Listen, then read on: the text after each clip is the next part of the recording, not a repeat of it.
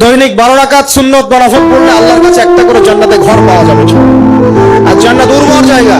আপনি যদি চান আপনার জায়গায় বেশি বেশি গাছ লাগাতে, খালি পড়বেন সুবহানাল্লাহিল আযীম ওয়া বিহামদিহি, সুবহানাল্লাহিল আযীম ওয়া বিহামদিহি, একটা একটা করে খেজুর গাছ জন্মাবে ইনশাআল্লাহ। বলবেন সুবহানাল্লাহি ওয়া বিহামদিহি সুবহানাল্লাহিল আযীম, আর বলবেন সুবহানাল্লাহিল আযীমি ওয়া বিহামদিহি, জান্নাতে গাছ রোপণ হবে ইনশাআল্লাহ। এটা গেল 6 নাম্বার, নামাজ বেশি বেশি পড়া। 7 নাম্বার,